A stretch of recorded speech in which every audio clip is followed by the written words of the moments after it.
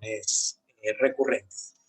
Y bueno, evidentemente que esta situación de la inmunidad, y lo habíamos visto desde la primera clase, por definición, pues es la forma en que el organismo se defiende de las infecciones. Pero también, como ustedes han estado viendo ya, no solamente se defiende contra las infecciones, se defiende contra procesos neoplásicos, contra enfermedades de tipo autoinmune. Entonces, son varias características que tiene el sistema inmune. Pero la principal, cuando el sistema inmune falla, generalmente lo que tenemos son infecciones recurrentes. Incluso cuando hay procesos alérgicos de repetición, las infecciones recurrentes se pueden agregar, incluso en enfermedades autoinmunes. Entonces, definitivamente es una clase muy importante que cierra todos estos conceptos sobre los trastornos de la inmunidad. El síndrome de infecciones recurrentes, pues son la manifestación de un proceso.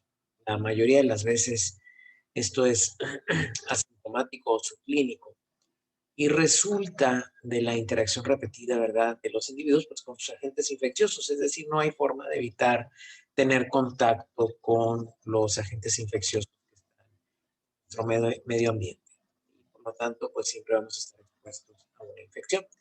Habitualmente, como lo estuvimos viendo ayer en las inmunodeficiencias primarias, pues estos procesos los se pueden detectar desde la edad pediátrica, pero tenemos pacientes de medicina interna adultos con inmunodeficiencias primarias que a veces no se manifiestan hasta la mayoría de edad. Entonces, recuérdenlo bien, que les sirva para su residencia o para cualquier situación en la vida. Cualquier adulto que de la nada desarrolla un empiema o una neumonía con derrame pleural importante, con absceso, es un paciente que ustedes deben de hacerle la biometremática, pero también sus niveles de inmunoglobulinas, porque hay que estudiarlo desde el punto de vista de la inmunodeficiencia. No siempre va a ser así, pero ¿cuánto pueden costar los niveles de inmunoglobulinas? ¿Cuánto cuestan los internamientos frecuentes por procesos de repetición? El prefijo re se usa para indicar reiteración, recurrente, y currere quiere decir correr. Y ente es algo que en griego delega como la presencia de una gente. Entonces, esto de recurrencia se refiere a que constantemente está corriendo sobre el proceso inmunológico un agente infeccioso. Y estas infecciones recurrentes, habitualmente por consenso, se ha establecido que para poderlas definir, se dice que se presentan 4 veces o más en el año, durante 3 meses seguidos, que se requiere el uso de antibiótico para previa evaluación médica. Es decir, si un niño se te enferma al año 4 veces, en meses separados, o 3 veces, pero en meses seguiditos, que se requiere antibiótico porque realmente se corrobora pues, que hay una infección. No es por ocurrencia del médico general, sino que realmente se corrobora que existe la infección. Entonces, en ese momento, tú puedes estar hablando de un paciente con el síndrome de infecciones recurrentes. Eso es algo importante que tienen que tomar en consideración. Tengo las felicitaciones de Darío, Zaira, Alberto y Elio. Muchas gracias. Qué bueno que se acordaron espontáneamente. Y bueno, los objetivos del abordaje del paciente con infecciones recurrentes, pues uno es saber si el paciente presenta un defecto inmunológico. Lo que ustedes están buscando, pues básicamente es una inmunodeficiencia primaria. Y si lo presenta, entonces van a tratar ustedes de establecer si esa deficiencia del paciente cae dentro de la inmunidad adquirida o de la inmunidad innata. Una vez que hacen esa diferenciación, van ustedes a tratar de saber si es de la inmunidad adquirida, un problema de tipo celular, humoral o combinado. Y una vez que se establece el diagnóstico, evidentemente dar el tratamiento oportuno. Y en el caso de que sea una inmunodeficiencia primaria, pues el consejo genético. Entonces, es el objetivo básicamente del abordaje. Los parámetros clínicos que ustedes tienen que orientarlos para saber si un paciente está teniendo un problema de tipo inmunológico es la edad de inicio de las infecciones. Habitualmente si el problema es de tipo humoral, él les decía yo que se puede vivir con deficiencias de inmunoglobulinas hasta la edad adulta sin darnos cuenta, ¿eh? Pero si el problema es de la inmunidad innata y el diagnóstico no se hace inmediato, probablemente ese niño viva horas o días nada más. Entonces esa es la gran diferencia, se te va a complicar mucho más rápido. Cuando es combinado, pues depende. A veces una inmunodeficiencia como un variable puede llegar hasta la edad adulta, pero una inmunodeficiencia combinada severa o niño burbuja, pues no, si no se aísla inmediatamente puede ser. Curiosamente son más comunes en el sexo masculino. Al parecer, en algunas de ellas, como la gamma globulinemia de Bruton que vimos ayer, pues el defecto está en el cromosoma X. Como la mujer tiene dos cromosomas X, pues aunque tenga uno defectuoso, el otro le hace el paro. Pero en el hombre nomás tienes uno y si te salió mal, te fregas. Entonces son más comunes en varones. Generalmente los órganos que están comprometidos nos dan una pauta. Ayer hablábamos que la granulomatosis crónica habitualmente compromete sí pulmón, pero también hígado. Wiskott-Aldrich habíamos dicho que compromete a las plaquetas, pero también produce eczema y infecciones recurrentes. Por ejemplo, las deficiencias humorales, deficiencias de inmunoglobulinas, casi siempre van a comprometer a los patógenos encapsulados. Y evidentemente el antecedente familiar de que ya existen alteraciones de este tipo en alguna persona de la familia, pues puede orientar a pensar en una inmunodeficiencia. En la primera etapa, si se fijan, cuando un paciente ya, ustedes hacen el diagnóstico de síndrome de infecciones recurrentes, es decir, ya hay algo mal con esa persona. La primera etapa es muy sencilla, es la biometría hemática y la velocidad de sedimentación globular. Acuérdense que la velocidad de sedimentación globular, y lo veíamos en patología, pues es la velocidad en que los eritrocitos se apilan en forma de moneda, ¿verdad? En un sedimento. Nos hablaba de la presencia de factores que pueden hacer que sean como que se peguen más fácilmente. Entre ellos, lo que sería el fibrinógeno y la fibrina. Entonces, eso nos habla de inflamación.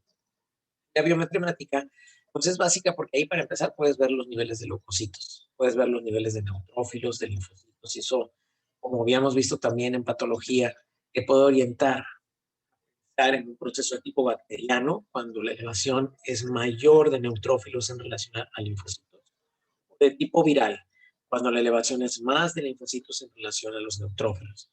Por ahí tenía yo un grupo eh, no, pacientes. Eh, ay, yo creo que fue la generación pasada. Sí, ha de haber sido la generación pasada, estoy seguro que fue la generación pasada, donde unas compañeras, María René, me decían, es que fuimos a rotar al hospital, no sé dónde, y pues al residente le preguntamos que si sospechaba que el proceso infeccioso fuera más de tipo viral o la elevación de los linfos en relación a los neutrófilos. Pues el residente se quedó con cara de what, nos dijo que eso no tenía nada que ver. Ay Dios, lo que pasa es que les voy a explicar, a veces los residentes están sometidos a mucha presión, sobre todo los R1, tienen que saber muchas cosas. Y si no las saben, para ellos es muy probable que los dejen de guardia de castigo o que los humillen o los traten muy mal. Entonces ellos tratan de tener la respuesta para todo y a veces es difícil. Son R1, finalmente ya pasaron por el servicio social y se les olvidó. Cuando ustedes salgan de la carrera de medicina y decidan ejercer la medicina o decidan hacer una residencia, cuando ustedes lleguen ahí, a ese punto, van a decir, bueno, pues qué chingado me enseñaron en medicina si no sé nada. Van a llegar a ese punto, van a decir, bueno, pues qué chingados, ¿cuánto tiempo perdí ahí si no sé absolutamente nada? No es que no sepan nada, traen un bagaje muy grande. Lo que pasa es que todavía falta ese bagaje, poderlo aplicar a la realidad. Y eso puede llevar mucho tiempo y lleva mucha práctica. Y no es que nosotros, los que somos médicos adscritos, seamos muy chingones, eso no es. Es simplemente que llevamos más tiempo haciéndolo. Por lo tanto, tenemos más práctica. Por lo tanto, parece que nos sale como más fácil establecer esos procesos mentales. Pero créanme que no es difícil. Lo que pasa es que somos vintage, ¿no? O sea, tenemos mucho tiempo haciéndolo. Sería el colmo que no lo hiciéramos bien. A veces, incluso con todo el tiempo que lo venimos haciendo, los procesos mentales para diagnóstico y tratamiento no salen bien. Ustedes ahorita lo ven como muy complicado, a lo mejor como muy lejano que ustedes puedan llegar a hacer eso, pero yo he visto las generaciones que vienen de estudiantes y estoy convencido que muchos de ustedes van a ser mucho mejor médicos que nosotros. Van a tener tecnología al alcance que nosotros ni nos imaginamos y van a poderla utilizar para agilizar esos procesos mentales. Entonces, eh, créanme, no es tan complicado, pero al principio sí. Entonces, sí tiene mucho que ver. La elevación de neutrófilos nos habla más del proceso bacteriano, la elevación del linfocito nos habla más del proceso viral, pero depende en qué fase lo agarres. Porque si apenas va empezando la infección viral, pues no, todavía va a tener los neutrófilos más altos que los linfos. Pero si la infección viral ya tiene más de 7 días, lo que vamos a ver es una elevación mayor de los linfocitos. Pero inclusive hay patógenos que tienden a elevar más los neutrófilos de por sí, unos patógenos que producen linfopenia. Entonces, bueno, todos esos situaciones van a tenerlas que ir acomodando ustedes en el diagnóstico que van a ir sospechando. La biometría hemática, por ejemplo, te ayuda a establecer procesos anémicos, una anemia hemolítica autoinmune, entonces ya sabes, el problema inmunitario de él es de tipo autoinmune. Neutropenias, ayer hablábamos de la neutropenia cíclica, puede hacer pensar en un problema de este tipo. También hay que recordar que la gamma globulinemia ligada al X o síndrome de Bruton cursa con neutrófilos bajos. O sea, tiene no solamente ausencia de inmunoglobulinas por la alteración del cromosoma BTK que produce la tirosina Bruton, sino que aparte cruza con neutrófilos bajos. La inmunodeficiencia como un variable también tiene neutropenias. Por eso que yo le comentaba a esta paciente que me preguntaba qué más podemos hacer por ella. Que si bien es cierto, la inmunoestimulación no le va a generar más anticuerpos, un efecto enzimático, puede mejorar los niveles de neutrófilos en sangre. La deficiencia selectiva de IgA a veces cursa también con neutropenia. Entonces vean como una biometría hemática simple, en un paciente en el contexto de infecciones de repetición, les puede ayudar a ir estableciendo un diagnóstico. Por ejemplo, los defectos de adhesión leucocitaria lo que tienen son neutrófilos muy altos. Debido a que los neutrófilos no pueden llegar al sitio de la infección, el sitio de la infección sigue liberando citocinas que trata de atraerlos, pero el neutrófilo no se puede adherir al endotelio. Entonces, la médula ósea lo que recibe de información es que tiene que generar más neutrófilos porque no están llegando al sitio de la infección. Tienen muchos neutrófilos, tienen elevación de neutrófilos. Las linfopenias, es decir, linfocitos CD4 y CD8 bajos, obviamente la inmunodeficiencia combinada severa, en la gamma globulinemia ligada al X, la ataxia telangiectasia y la inmunodeficiencia con variable son características también de la enfermedad. Recuerden, Wiskott-Aldrich es muy característico porque cursa con elevación de eosinófilos, trombocitopenia, edema e infecciones recurrentes. Y aquí está Wiskott-Aldrich. También el síndrome de hiper-IgE cursa con eosinófilos elevados y la inmunodeficiencia combinada severa también cursa con eosinófilos elevados y esto es en gran parte por qué los pacientes presentan también fenómenos de tipo. Hay que analizar el agente causal. No solamente la biometría hemática te da datos, sino que si haces un cultivo y aíslas un agente causal, también pudieras pensar por dónde anda el defecto del paciente. Entonces, por ejemplo, las deficiencias de anticuerpos generan habitualmente infecciones por agentes del tipo. Yo los escucho y los leo para que ustedes me digan qué tipo de agentes lo condicionan. Y bueno, tenemos a Francisco Cano, que me felicita. Gracias, Francisco. Gracias, Alan, Luis, Zaira. Extracelulares, dice Zaira. Las deficiencias de anticuerpos generan habitualmente infecciones por organismos extracelulares. Ok, sí, te lo compro, pero si pudiera ser un poco más específico, o de patógenos extracelulares son, sería excelente. Son bacterias, muy bien, Valeria. Vamos más cerca todavía.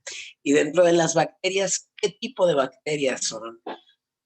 Neisseria, sí, ¿no? Acuérdense, la Neisseria, pues va a ser como que el cliente especial del complemento. Y aunque no haya anticuerpos, el complemento se puede activar por otro. La neisseria la puede eliminar nuestro complemento. Pero así como dice Adriana, exactamente encapsulados. Así es, Zaira, como el neumococo. Entonces, miren, Haemophilus influenza, Streptococcus pneumoniae, Staph aureus, Salmonella, Giardia, Campylobacter y Enterovirus. Todos estos son ejemplos de patógenos encapsulados que lo pueden producir. Gracias, Juan Manuel. En las inmunodeficiencias de la inmunidad celular, ¿qué tipo de patógenos son los que habitualmente pudiéramos encontrar? Si digamos, este paciente, su problema es que no tiene inmunidad celular. La respuesta humoral está bien, tiene anticuerpos, pero la respuesta celular está mal. Dentro de la inmunidad adquirida, ¿no? Pues aquí nos dice Zaira, virus y bacterias intracelulares. Así es, Pneumocystis carini, criptococos, Candida albicans, Mycobacterium, citomegalovirus, virus incisional respiratorio, herpes, adenovirus, moluscos y otros gérmenes son intracelulares obligados. Entonces, cuando tenemos un problema de la inmunidad celular, estos son los agentes causales que habitualmente afectan. Un déficit de la fagocitosis, ¿a qué tipo de inmunodeficiencias dará lugar? O sea, ya vimos ahorita deficiencias de anticuerpos, qué tipo de patógenos producen infección. Ya vimos deficiencia celular, qué tipo de patógenos producen infección. Ahora piensen, ¿está bien sus anticuerpos? ¿Están bien su respuesta celular? El problema es que los fagocitan o quizá no los pueden fagocitar. Los fagocitan no los pueden destruir en el estallido respiratorio. ¿Qué patógenos ustedes pensarían que pudieran dar lugar en este tipo de inmunodeficiencia?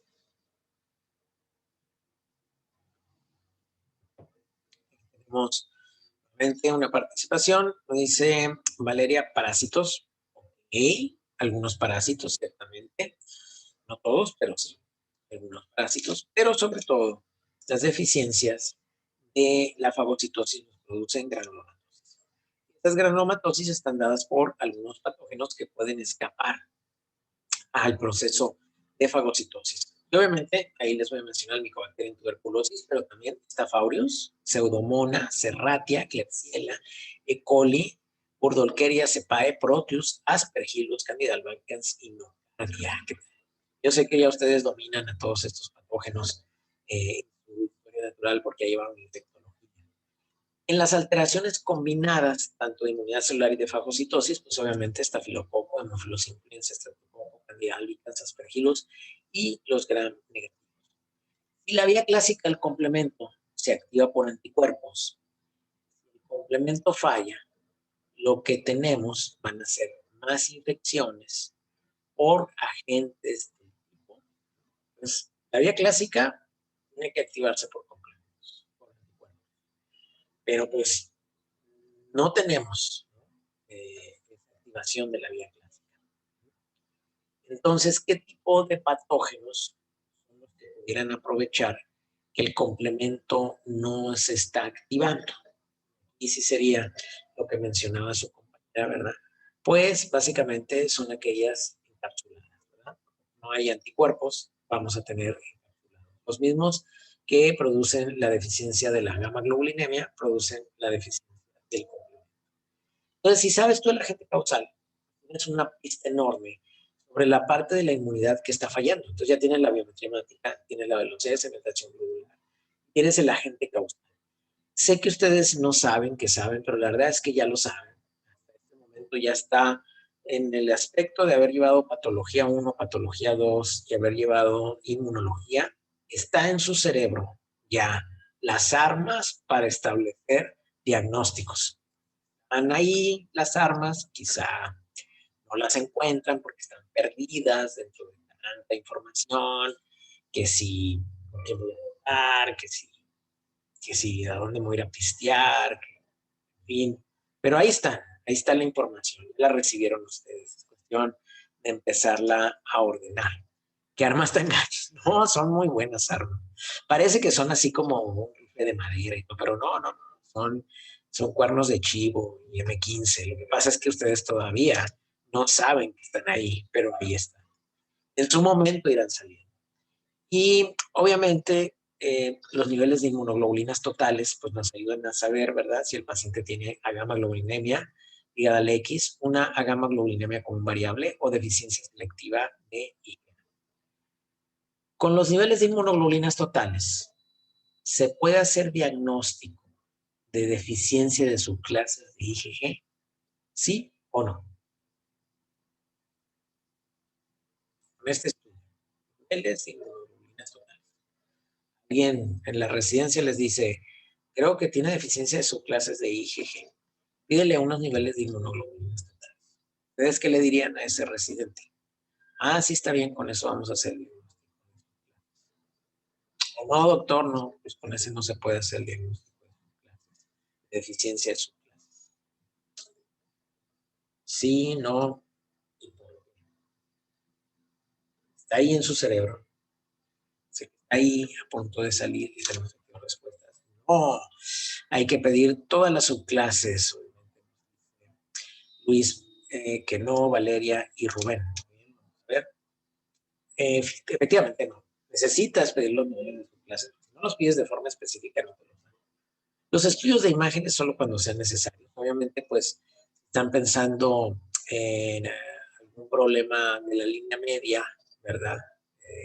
Alguna deficiencia en el tamaño del timo, ¿verdad? Neumonías supurativas, desarrollo de neumatoceles, fístulas, en fin, estos estudios de gabinete nos pueden ayudar. Entonces, si se fijan en la primera etapa, básicamente es muy básica. Hemos pedido estudios así como que muy complicados, ¿no? O sea, no estamos pidiendo citometrías de flujo, ni estamos pidiendo niveles de 4 y de 8. Se fijan, fue una biometría hemática, niveles de inmunoglobulinas totales, nada más. Luego estudios de gabinetes y sospechas qué órgano pudiera estar afectado. Pero ya en la segunda etapa, cuando yo me conformaría con que ustedes hicieran esa etapa. La primera etapa, bien. La primera etapa incluye que ustedes digan, oh, este paciente tiene síndrome de infecciones recurrentes. Oh, ya le pedí la biometría hemática, velocidad de sedimentación globular y niveles de inmunoglobulinas. Oh, pienso que el problema es humoral. Pienso que el problema es celular. Ya si hacen eso, ¡hombre! 10 con estrellita, ¿no? Pero eso está bien para la UNI y para la UVM, pero ustedes son de la UDS. Luego entonces necesitan pasar a la segunda etapa también. En esta hay que hacer una decisión acerca de cuáles análisis hay que realizar, determinado por lo que obtuviste en el examen general y en los resultados de los estudios de la primera edad. Y lo que hay que hacer es un diagnóstico fenotípico, reorientar ya el manejo terapéutico, más o menos saber qué es lo que se va a dar, qué es lo que van a recomendar ustedes, que se haga trasplante de médula ósea, que se regrese al INP, mandarlo al hospital a que le pongan gamma globulina, pedirle que compre la gamma globulina subcutánea y ponerla a ustedes, dirigirlo con el inmunólogo o con el alergólogo, no hacer nada, nomás decirle que lo que tiene es algo que se controla pero que no se quita. Eso es importante en esa parte.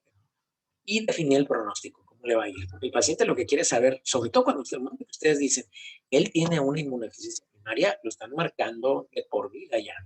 O sea, ya le están dando un diagnóstico gallo. Entonces el paciente tiene que saber qué va a pasar. Como hay implicaciones para la familia, generalmente ustedes cuando van a hacer o decir que un paciente tiene tal o cual cosa, tienen que tener el laboratorio que los apoye. No es así como o como que este diagnóstico. Está bien que les lata primero clínicamente, pero sí hay que apoyarlo con el laboratorio por las implicaciones legales que se pueden tener. Acuérdense que los niveles totales de inmunoglobulinas no nos hacen el diagnóstico de deficiencia de subclases, pero lo que sí nos hacen, ¿verdad? Es que se considera una hipogamaglobulinemia cuando los niveles de IgG son menores de 500 miligramos por decilitro. Pero cuando ya podemos llamarla agamaglobulinemia, es decir, que no tiene inmunoglobulinas, cuando están por debajo de 200 gramos por decilitro. Recuerden que en los menores de 2 años hay que tomar en cuenta los niveles para la edad y hay que tomar en cuenta que tienen a los 3 años de tener los niveles normales antes de que ustedes le pongan el título de agamaglobulinemia. Antes de eso se llama hipogamaglobulinemia transitoria de la infancia. Pero eventualmente, después de los 3 años, se tiene que resolver, ¿no? Ya tiene que cambiar de nombre la enfermedad y hay que buscar qué está pasando. La definición, recuerden, de la deficiencia selectiva de IgA, exige valores mínimos de 5 miligramos sobre decilitro. Entonces, tiene que ser ese nivel, ¿verdad? Para poder decir que efectivamente. Si sospechan de agamaglobulinemia ligada al X, obviamente aquí tenemos que hacer determinación de citometría de flujo, los CD, porque acuérdense que en este tipo de afección decíamos un problema de la maduración del pre-B al B. Entonces no hay, ¿verdad? Un marcador de cluster of differentiation que se llama CD19, porque no hay una maduración linfocito. Por lo tanto, pues no hay la expresión de los CD19, porque son pro-B, ¿ok? Los pro-B no tienen CD19, pre-B ya tiene CD19. Entonces, por eso se requiere la citometría de flujo para determinar la presencia o no de CD19. Eso es algo importante. Obviamente CD19 es un marcador exclusivo de las células B, pero las células B tienen otros marcadores como C20, C21, C22. Ya nos metimos más en eso para no revolverlos. Los niveles de IgM van a estar ausentes en las gamma-globuliniemias, ligadas al X y también en el Switch-Aldrich. Pero es importante valorar la IgM porque se puede hacer diagnóstico diferencial, la hipogamma-globulinemia transitoria de la infancia. Porque habitualmente las hipogamma-globulinemias transitorias de la infancia, la IgM está normal, aunque la IgG esté baja. Okay, eso es algo importante. Cuando los niveles de IgG séricas son normales, pero el paciente tiene infecciones recurrentes, sobre todo por encapsulados, entonces ahí es cuando ustedes deben de determinar las subclases de IgG. Oye, pues los niveles totales sí están por arriba de 500, pero el paciente curiosamente tiene infecciones de repetición por encapsulados en la vía respiratoria. No tendrá una deficiencia selectiva, es decir, tiene niveles normales porque algunas están bien, pero hay alguna que le hace falta. Entonces, eso es importante determinarlo.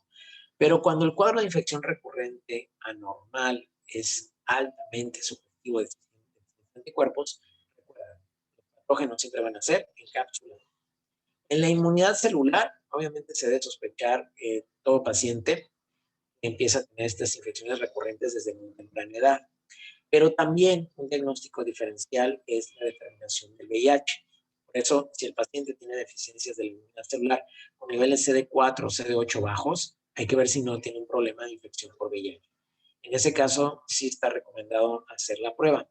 Recuerden, ustedes no es como que pueden pedir en el hospital que le hagan VIH a un paciente sin decirle, ¿eh? De hecho, tiene que tener consentimiento el paciente de que le hagan ese estudio por derechos humanos. Hay un problema legal si ustedes piden VIH a un paciente que no quería saber. VIH. Qué loco, ¿no? Serían, pero ¿cómo alguien no querrá saber lo que tiene? Pues sí, se van a encontrar con gente que no quiere saber. Es rarísimo. Síndrome del avestruz, pero ojo con el VIH cuando lo vayan a pedir, pidan consentimiento. Luego existen las pruebas de hipersensibilidad retardada, ya saben, como el PPD. Hay bioidina, hay candidina, ¿verdad? Todas estas proteínas intradérmicas que se leen a las 48 horas y se evalúan para ver si hay presencia o no. Si son positivas, quiere decir que el paciente sí tiene una respuesta de la inmunidad innata. Esta es una prueba que valora inmunidad celular innata. Okay. Pero si ya queremos ser más específicos, lo que estamos buscando son subpoblaciones de linfocitos. El estudio se llama citometría de flujo. Ese estudio que vimos muy al inicio de la inmunidad, cuando como la segunda, tercera clase que vimos algunos de los estudios que se hacen para valorar al sistema inmune, donde se hace pasar por un rayo de luz y los haces de luces que reflejan, se miden en unos aparatos especiales. Bueno, eso nos sirve para establecer si en la superficie celular tienen presencia de CD3, CD4, CD8, CD19 y CD56. CD3, que es el marcador del complejo tetramolecular asociado al receptor, CD4, que es marcador de linfocitos ayudadores, CD8 de los citotóxicos, CD19 de lo que serían los linfocitos B y CD56 de los naturales. Por cierto, lo que serían las células dendríticas sería CD1. En las deficiencias de fagocitosis, pacientes en células o fagocitos que fagocitan, pero al momento de llevar a cabo el estallido respiratorio nomás no les sale. El estudio se llama estudio de reducción del nitroazul de tetrazolium, o NBT. Es un estudio que no lo hacen en todos los laboratorios. De hecho, no estoy seguro si lo hagan. Creo que aquí en el laboratorio de inmunología del CIMA sí lo hacen. De hecho, es una prueba sencilla, pero por alguna razón, como no es muy común que la pidan, pues no lo hacen todos los laboratorios. Y lo que se ve en esta prueba es que si hay activación como tal del sistema NAT, ese intercambio de electrones, le va a pasar un electrón al nitroazul de tetrasólium reduciendo, va a hacer que cambie de color. Entonces, si cambia de color, quiere decir que sí hay estallido respiratorio, pero si no hay cambio de color, pues no hay estallido respiratorio. Cuando se sospecha en neutropenia cíclica, entonces hay que hacer biometrías hemáticas durante cada semana, cada 6 semanas, para observar el cambio en los niveles de neutrófilos circulantes. Obviamente, durante las crisis de enfermedades tienden a disminuir mucho y después, cuando se recupera el paciente, tienden a niveles normales. La confirmación, por ejemplo, de deficiencias de adiciones leucocitarias se hace mediante citometría de flujo también para evaluar las beta-2 integrinas de los leucocitos para ver si están ahí presentes. Y si sospechamos un síndrome de Hope, ¿cómo lo diagnostican? ¿Qué es lo que en el síndrome de Hope está muy alto? Ya sabemos lo que está abajo. Yo estoy seguro que yo les pregunto cuál es el efecto molecular en el síndrome de Hope. Estoy seguro que me van a decir cuál es. Pero hay algo que se eleva mucho en el síndrome de Hope y ese es un buen marcador. De hecho, es el otro nombre que tiene el síndrome de Hope. Se llama síndrome de Hope o síndrome de hiper. Y exactamente, Rubén. Exactamente. En caso de síndrome de hiper se requiere evidentemente determinar los niveles de IG y ahí usted ya tiene 3 opciones. O tienen parásitos, o es alérgico, o tiene síndrome de Hope. Los parásitos elevan la IG, ¿qué quieres? Por alrededor de 100 o 200 internacionales. Por arriba de 100 ya es anormal. Un alérgico acá como profesional te anda elevando la IG entre 500 y 700. Bueno, el síndrome de Hope te puede elevar la IG, digo, nomás para poderlo poner en contexto, no todo es igual. Y evidentemente también se puede valorar la respuesta celular con el PPD o la cadena. Realmente, entonces, la clínica y el agente patógeno, ya con esas dos cosas, ustedes deducen el tipo de alteración. A lo mejor no saben cómo se llama la alteración. Ya se les olvidó que se llama Wiskott-Aldrich o que se llama Asia o que se le llama granulomatosa crónica o que se le llama enfermedad a gamma-globulinemia ligada a la X o enfermedad de Bruton. En fin, pudieron haber perdido el nombre porque nos va. Pero lo que no se les debe de ir es el entendimiento de dónde está la alteración. La forma de funcionar de su cerebro, de decir, ok, si está esto, es que esto del sistema inmune no está funcionando y eso forma parte de la inmunidad de tal tipo. Entonces pueden hacer ustedes un diagnóstico en ese tipo, aunque no pudieran a lo mejor no acordar el nombre de la enfermedad, pero ese es un gran avance. Y en el caso de las inmunodeficiencias, siempre se requiere confirmación laboratorial. Siempre que encuentren ustedes. Yo creo que con este punto de aquí, con esto, si se les queda grabado en este curso de inmunología, me voy por bien servido, nada más con esto.